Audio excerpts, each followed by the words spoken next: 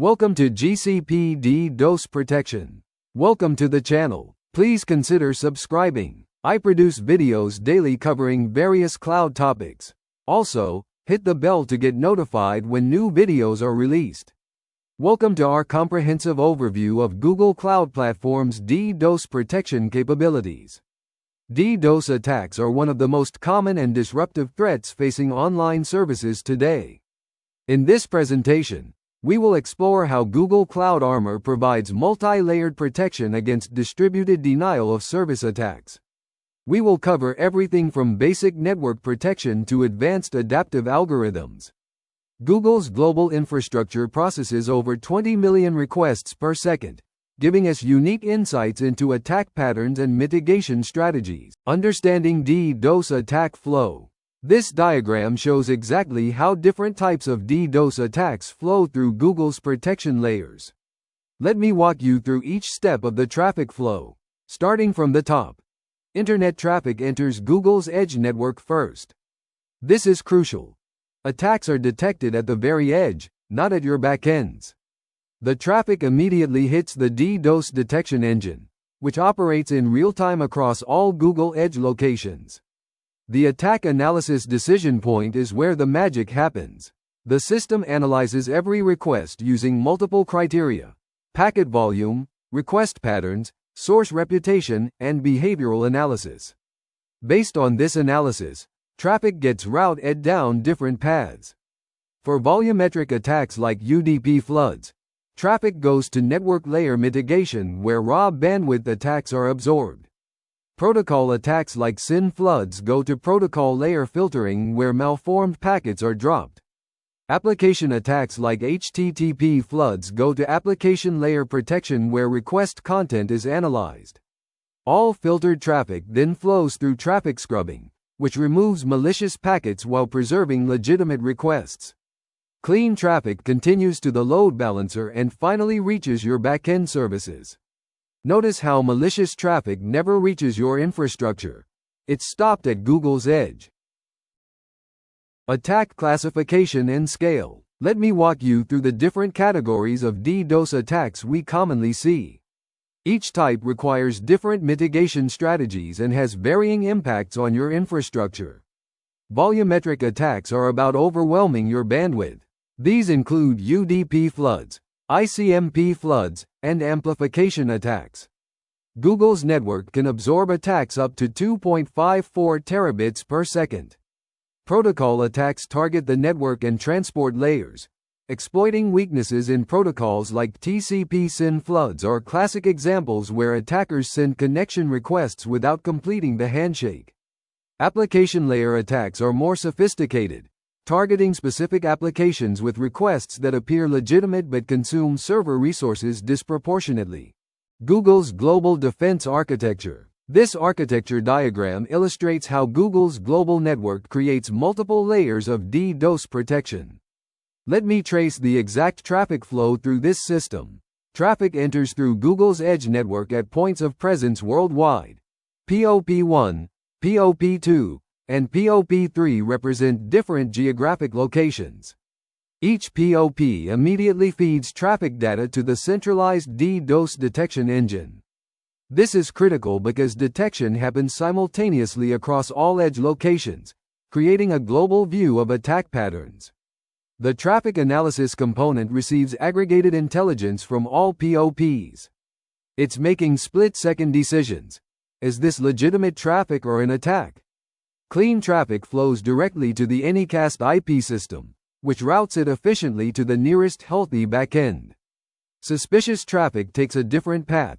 It goes through traffic scrubbing where packets are analyzed and malicious content is removed.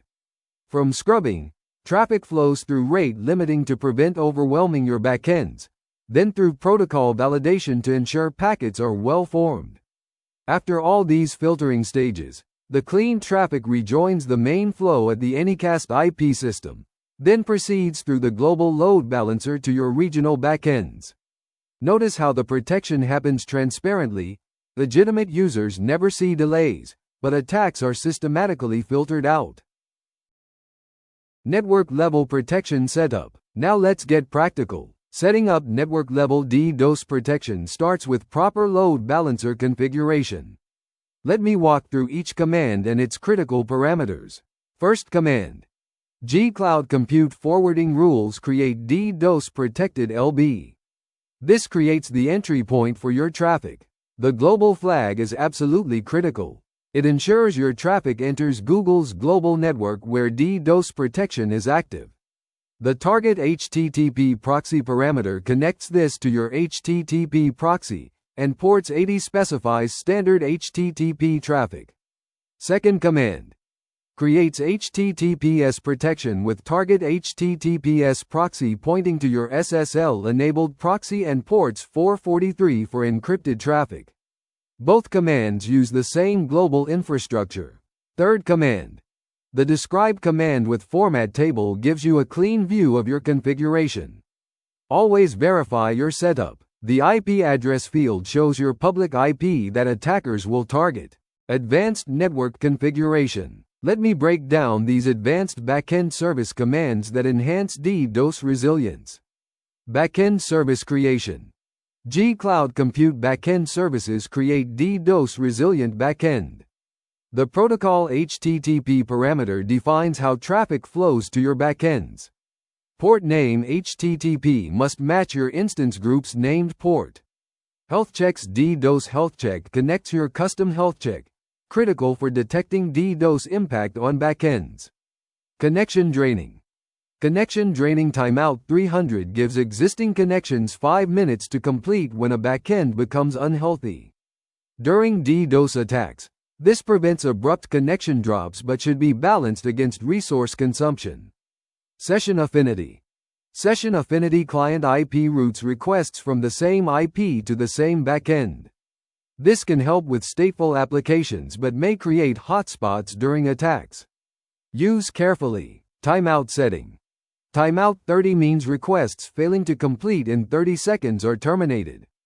This prevents slow attacks like Slowloris from tying up resources indefinitely. Adaptive protection setup and flow. Now we're entering the realm of machine learning-powered DDoS protection. Let me explain the adaptive protection setup and how traffic flows through the ML analysis system. Security policy creation. G-Cloud Compute security policies create adaptive DDoS policy. The type Cloud Armor parameter specifies this is a Cloud Armor policy, not a firewall policy. Enable Layer 7 DDoS defense activates the ML engine for application layer attack detection. Layer 7 defense. Layer 7 DDoS defense enable turns on the adaptive protection engine. Layer 7 DDoS defense rule visibility standard provides detailed logging of why requests were blocked, essential for tuning and forensics. JSON parsing. JSON parsing standard enables deep inspection of JSON payloads in API requests.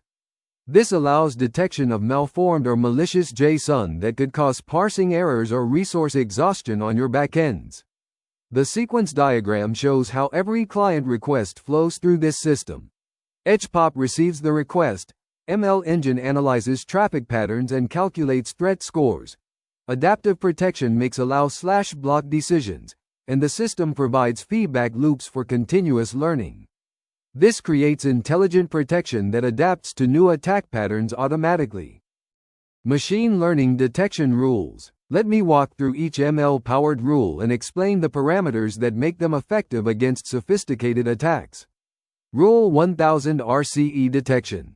The command is G-Cloud Compute Security Policies Rules Create 1000. The priority number 1000 means this rule is evaluated first. Lower numbers equals higher priority. The expression evaluate preconfigured EXPR-RCE stable uses Google's pre-trained ML model to detect remote code execution attempts. The action deny 403 immediately blocks matching requests. Rule 2000 user agent analysis.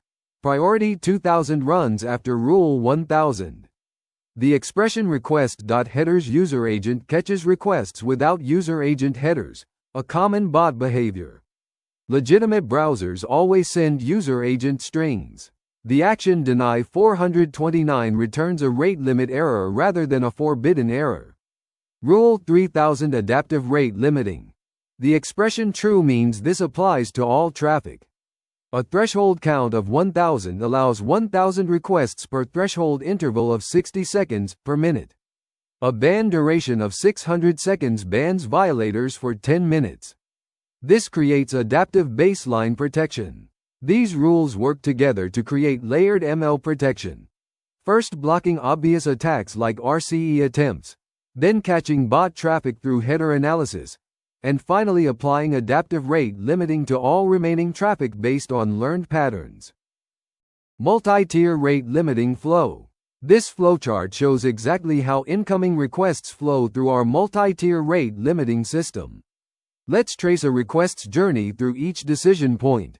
Every incoming request first hits the rate limiter component, which maintains counters for global traffic, per IP traffic, and per endpoint traffic. The first decision point is check global limit. If total traffic across all sources exceeds our global threshold, like 10,000 requests per minute, the request gets an immediate deny with HTTP 429 status. If the global limit is within bounds, the request flows to check IP limit. Here we examine traffic from this specific IP address. If this IP has exceeded its personal quota, like 100 requests per minute, the request goes to throttle response, where it gets queued and delayed rather than immediately blocked. Requests that pass IP limiting flow to check endpoint limit, where we examine traffic to specific URLs or API endpoints. Expensive operations like database queries get lower limits. If exceeded, requests go to queue request for delayed processing rather than immediate blocking. The key insight is that different violation types get different treatments. Global violations get immediate denial, IP violations get throttling with delays, and endpoint violations get queuing. All paths eventually lead to normal processing at your backend, but malicious traffic is slowed down or blocked entirely. The metrics shown: 100 requests per minute per IP, 10,000 requests per minute global, and 5-minute ban duration represent typical values for this multi-tier approach. Dynamic rate limiting commands. Now let's implement the rate limiting strategy shown in the previous diagram with specific G-Cloud commands. These targeted rules handle different types of traffic intelligently. Search endpoint protection.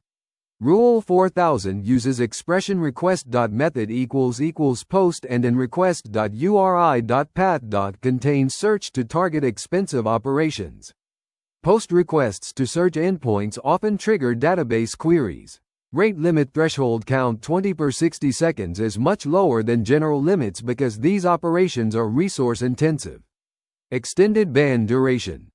Rate limit ban duration sec 915 minutes creates stronger deterrent for attacking expensive endpoints. The longer penalty discourages repeated attempts. Bot traffic management. Rule 5000's expression identifies bot user agents while excluding Googlebot. The negative condition not request.headers user agent. Contains Googlebot ensures legitimate search crawlers aren't blocked. Aggressive bot limiting. Rate limit threshold count 10 with rate limit ban duration sec 1830 minutes creates very strict limits for bot traffic, forcing malicious bots to move on while allowing legitimate automation at reasonable rates. These commands implement the multi-tier strategy. Different limits for different request types, progressive penalties, and intelligent bot detection. Monitoring commands setup. Comprehensive monitoring requires understanding what each logging and metrics command accomplishes. Let me break down these critical components that feed into the monitoring architecture.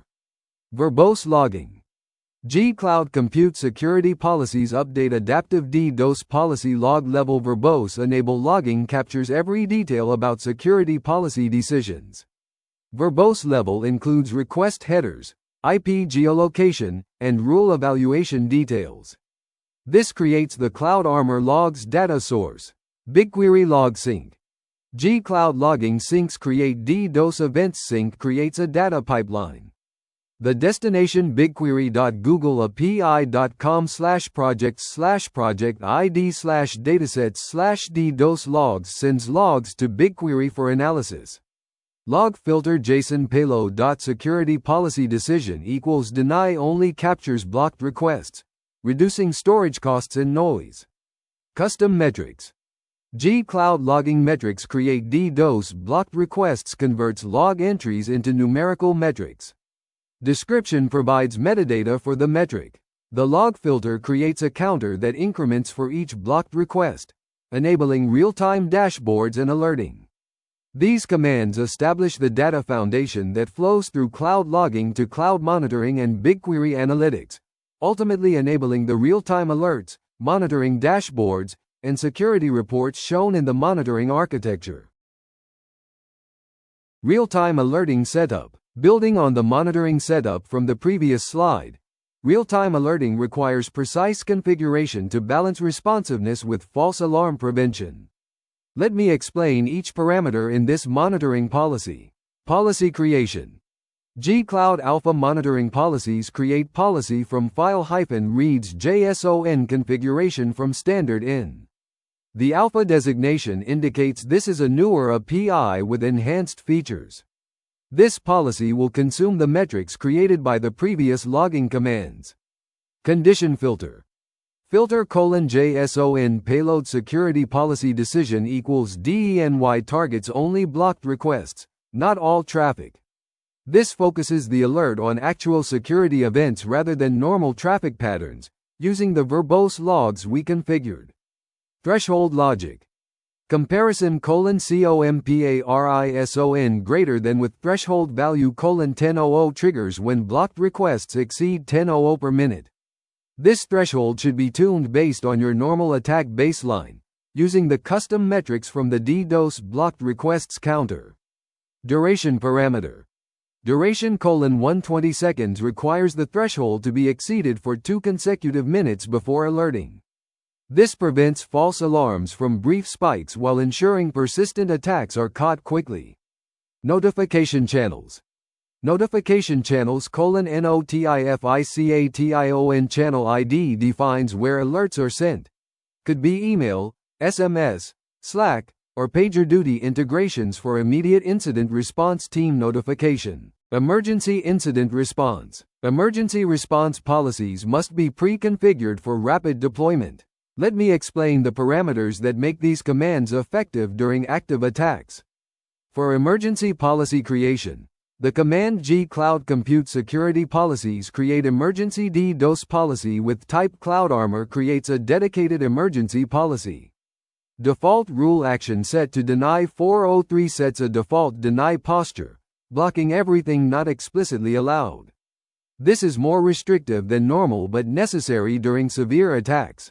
For IP range blocking, Rule 1000 uses the expression in IP range origin.ip, attack IP range /24 to block entire IP ranges.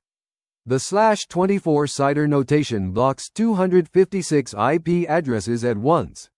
Replace attack IP range with the actual attacking network during an incident. For geographic blocking, Rule 2000's expression origin.region code == attack country blocks entire countries. This is a nuclear option. Use only when attacks clearly originate from regions where you have no legitimate users.